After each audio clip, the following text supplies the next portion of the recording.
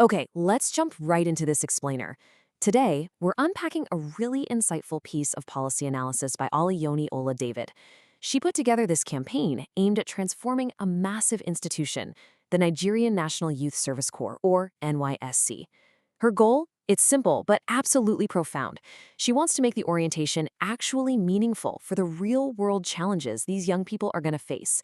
So, we're going to walk through her arguments, her own personal experiences, and the highly practical solutions she brought to the table. I want you to really think about this for a second. What actually happens when you're hired for a job you have absolutely no training for? Imagine just being thrown into a highly technical, demanding role with zero preparation. I mean, it sounds like a stress stream, right? But as she highlights in her campaign, this isn't a dream. This is the stark reality that she and literally countless other graduates face during their mandatory national service year. Section 1. Filling the manpower gap. The role of NYSC in Nigerian schools. To really wrap our heads around her campaign, we first got to look at how these NYSC deployments actually function on a macro level. See, the NYSC has historically been used as this massive stopgap measure, and without a doubt, these deployments have been incredibly useful for filling severe manpower shortages. She notes specifically that Corps members are frequently dispatched to address gaping disparities in both the availability and the quality of subject teachers across various regions. Essentially, the whole system relies on these fresh graduates to keep rural and underfunded schools afloat. Section 2. Plunged into the classroom. Oluyoni Ola David's deployment. To see what this actually looks like on the ground, let's look at where she was sent. She was deployed to a government junior secondary school in a place called Gopal, right in the Shendam local government area of Plateau State.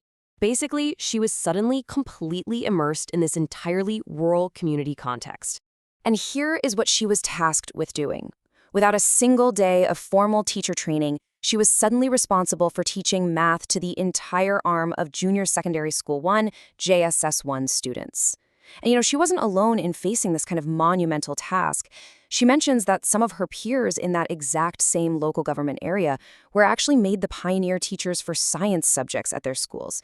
Just imagine that for a second, building a science curriculum totally from scratch in a brand new environment right out of university without even being an educator. Section 3. The danger of assumption, the flaw in deploying untrained graduates. So the massive systemic flaw she identified in this whole deployment strategy operates on a really dangerous premise, the assumption of competence. When Youth Corps members are assigned to schools, which, by the way, is where most primary deployments actually go, the system assumes that just because they have a university degree, they automatically possess all these highly specific teaching skills. It assumes they just know how to handle classroom management. It assumes they understand lesson plan preparation. It assumes they can magically cater to different student learning styles and, actually be effective teachers. But teaching is a science and an art, right? It's not just an automatic byproduct of having a degree in something else. Which brings us to a really powerful realization that she sums up perfectly. Assumption is the mother of all frustration.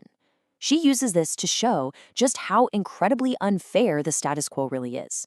It's totally frustrating for the Corps members who feel overwhelmed and unsupported. And it's frankly unfair to the students whose education is just handed over to well-meaning but completely untrained novices. Expecting effective teaching without any proper groundwork is, well, it's basically a recipe for disaster. Section 4. The one-week policy fix. Reforming the NYSC orientation camp.